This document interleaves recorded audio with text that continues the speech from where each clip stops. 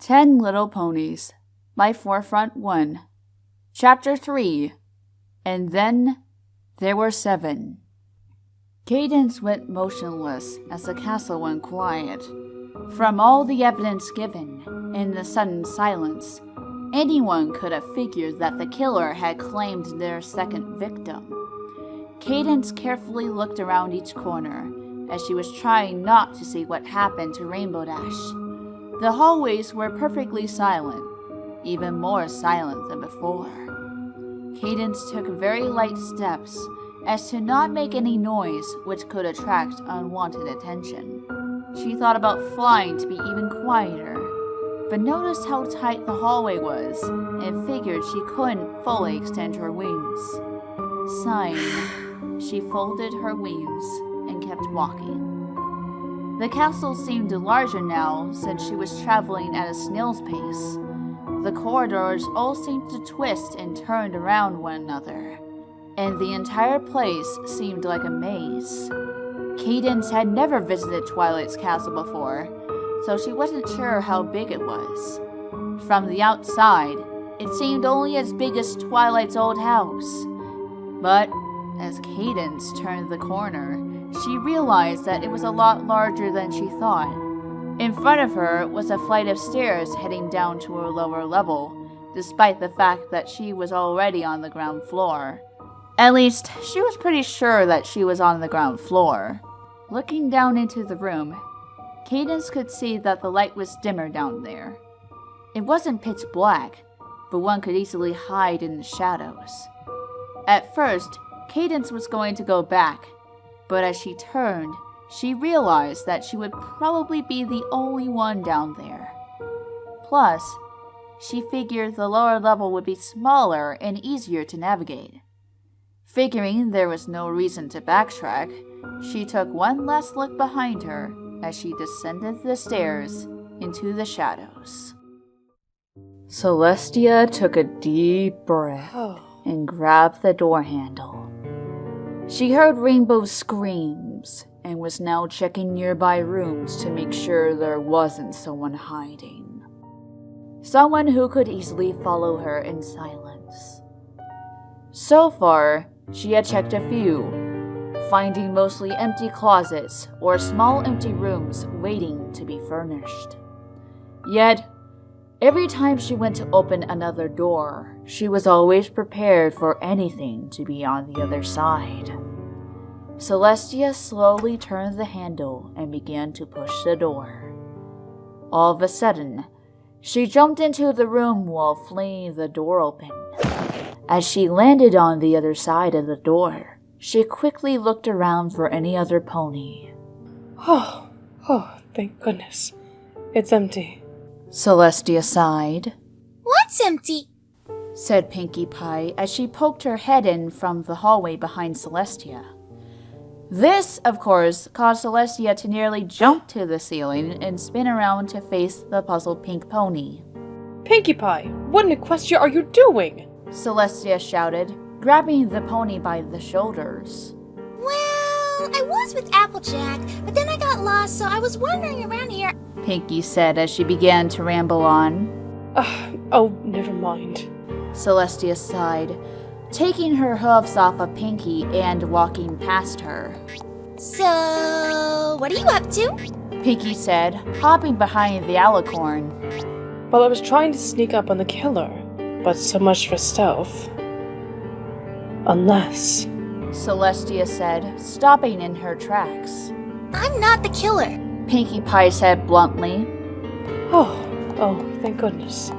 Celestia sighed as she continued walking down the hallway. So, see any good movies lately? Pinkie Pie asked cheerfully. Pinkie, not that I don't trust you or anything, but can you please leave me alone? Celestia said, turning around and pointing down the hall. Why? Pinkie said with a slight frown.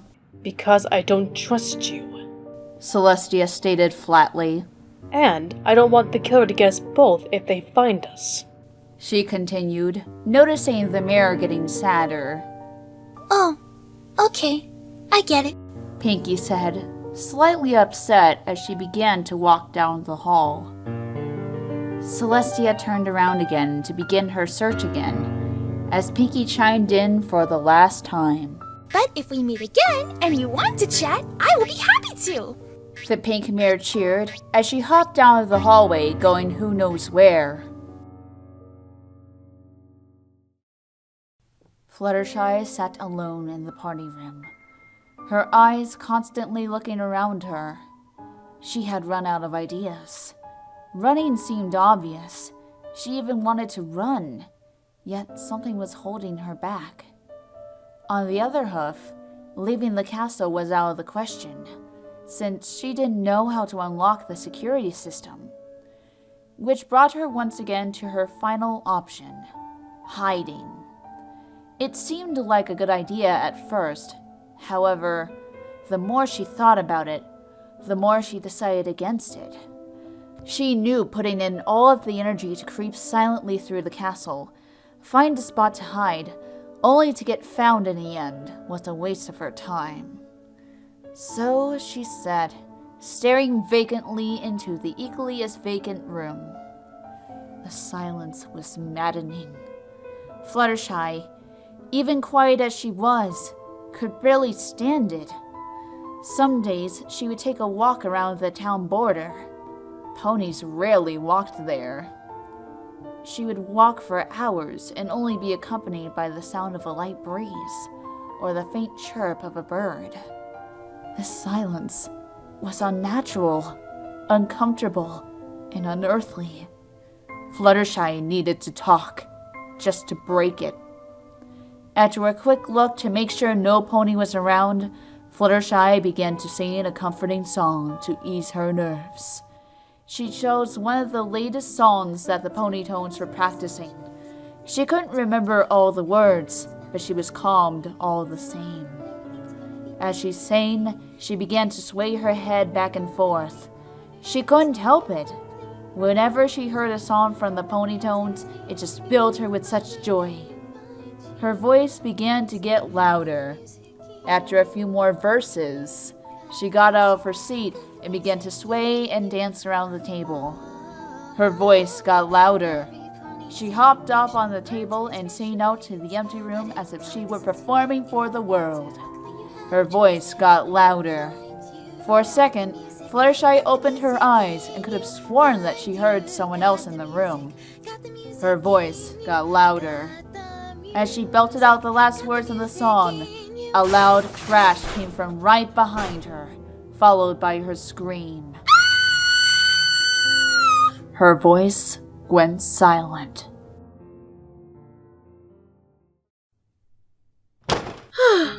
Twilight let out a sigh of relief as she shut the door behind her.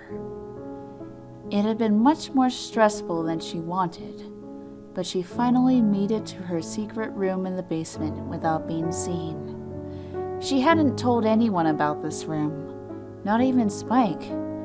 She wanted a room away from all of her troubles, where she could just relax. Granted, this was not a time that she could relax. Twilight knew that sooner or later she would have to come out, and she did not want to meet what would be waiting for her. Twilight walked slowly over to the lounge chair that she put in there and sat down, letting out another sigh. Twilight looked over to the book on the small table that was next to the chair. It was a new novel on the history of the Ponyville Express. It was not exactly a page-turner, but Twilight was about halfway through, and she was not one to leave a book unfinished. This time, however, she wasn't in the mood to read. She was absolutely drained, emotionally and physically. Twilight looked at the clock in the room and saw that it was only 11:30 p.m. With a tired yawn, Twilight decided to get some shut-eye to try and wait out the night. She knew it was a bad idea, but it was the only thing she could think of. As Twilight slowly drifted off to sleep, she began to slouch into the chair. One thing she forgot to notice, however, was that in her tired state, she left the door unlocked. and it slowly began to open.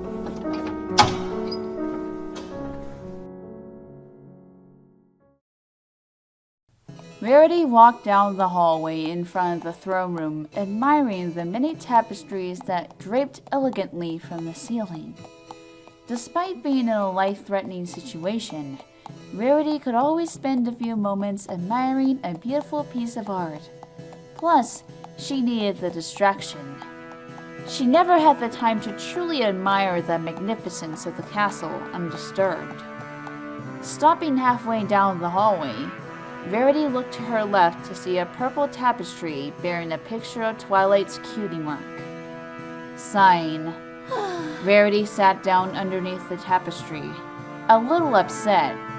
She hated to admit it, but Rarity was jealous of Twilight.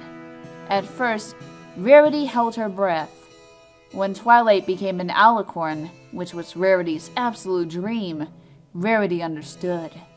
She told herself that Twilight was better with magic and Twilight was Celestia's student, but eventually it got harder and harder to stay quiet. Now, Twilight has this castle. This luxurious castle. Rarity always wanted a castle. She tried to find any reason to go to Canterlot and visit just to look at the castle there. Now, one of her best friends had a castle that Rarity could look at every day. It mocked her. Every moment that Rarity looked at it, she wanted it to be hers. It wasn't fair. She was more regal than all her friends, yet Twilight was the one to get the castle and the princess title. As much as this upset Rarity, Twilight was her friend, and it wasn't her fault she got all of this recognition. So Rarity kept quiet, only sometimes venting to herself. Ugh, I'm so envious of Twilight. Not only does she get to be an alicorn, but she is a princess as well. I wanted that title, but out of all ponies, Twilight gets it. It's not fair! Figuring she had spent enough time complaining to herself, Rarity got up and continued to walk down the hallway. As she continued to walk, she noticed that the last tapestry was missing, due to her eye for detail. However, this didn't bother her that much. Rarity then turned to face the door of the throne room and cautiously go inside. Inside the throne room, she saw the map of Equestria surrounded by each of the chairs that her friends and she sat on. Rarity walked over to her chair and took a seat, looking down at the map. Suddenly, Rarity thought she heard hoofsteps coming to the door behind her, so she turned around quickly. She noticed that she forgot to shut the door and that the hallway was empty. Rarity nonchalantly shrugged her shoulders and turned around. As she turned, she noticed something that soured her mood. Looking at Twilight's chair, she noticed that it was, in fact, just a bit larger than her and her other friends. Well, that's just great, Rarity said, quickly standing up out of her seat. Not only does she get a castle, but her throne is bigger than ours, she huffed. Rarity knew she was overreacting, but she was too annoyed to care. Rarity walked over to Twilight's throne and sat down with regal posture. Well, if little Miss Princess doesn't make it out of this, then I suppose that I will take her place. I think this life really suits me, Rarity said with a smirk as she sat on the throne.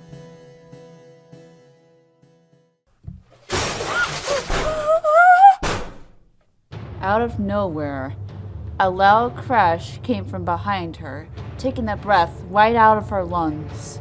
Rarity pressed her back against the back of the throne, motionless, staring straight out into the room.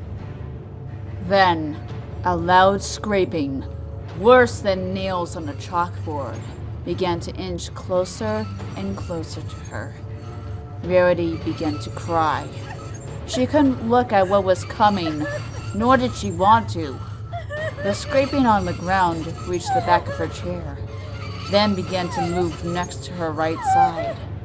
It finally stopped right next to the armrest. Rarity did not dare look down.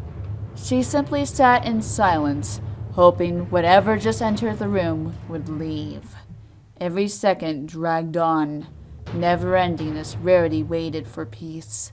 Suddenly, she got it as the door behind her slammed shut. Rarity quietly caught her breath, tears streaming down her face as she was practically screaming in her mind. After another moment, she let out an audible sigh as the threat seemed to pass. Without any delay, a hoof swung around the throne, striking Rarity on the left side of her face. Rarity was knocked to the side and off the chair, falling to the floor. Just a moment before she went over to the side, Rarity caught sight of what caused the horrible scraping sound. On the ground below her was some sort of case, and inside the case was a few dozen butcher's knives, sticking straight up in the air. She tried to dodge them, but Rarity hit the knives and screamed in agony as they cut into her. She slid down farther on the knives until she was pressing against the ground. Below her, a pool of blood began to grow rapidly. Rarity tried desperately to push herself off of the knives, but her strength was gone. Her head went limp as the blood continued to drain out of her body. With her final moments, she saw a shadowy figure running out of the throne room into the hallway, away from the crime. Then, with a final gasp from pain, her eyes finally shut.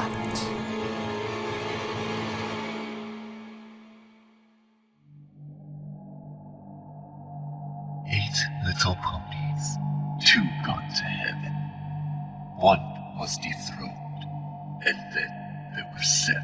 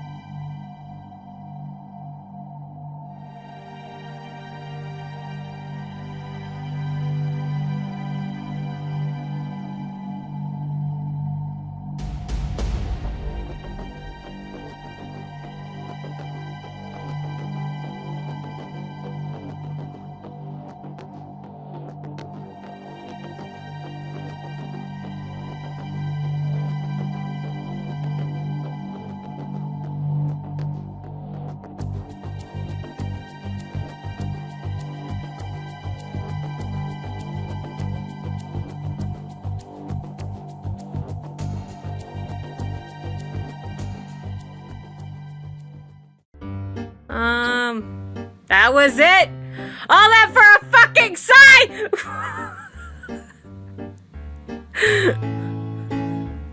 I want to cry. I want to cry. That was it? All this for a bubble? Okay. Anyways, there's the 10 Little Ponies chapter. Woo! Alright, bye. Well, I was with Applejack, but then I got lost, so I was wandering around here, and I was looking at all the cool stuff that Twilight's got around her castle, and you would not believe the kind of stuff that Twilight's got in her castle. Like, Twilight would be the last pony you would expect to have some of these things in her castle. Like, in this one hallway, I saw this thing that really looked close to a... Oh, I'll stop now, because Pinkie Pie keeps it PG for the kitties. I mean, the fillies. What? Oh, breaking the fourth wall to approach the audience? What? What? Pinkie Pie's never heard of that. Well, I was with Applejack, but then I got lost, so I was wandering around here, and we were originally looking for Rainbow Dash because it sounded like she was getting brutally murdered in the hallway. But then, once we started taking off running for her, I sort of got lost with Applejack because they were probably going over there. She like bravely rescued her, and then they started making out or something because all the Apple Dash shippers are probably thinking that in the first place. But you know what? We're not going to talk about that because we don't talk about Apple Dash. Oh, every pony saying you should learn to express your voice. Fuck that shit. Okay, let's try that again. The music deep inside you. Oh, that's the wrong line. My bad, I skipped one.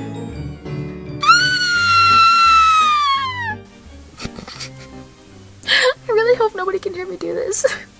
Twilight walked slowly.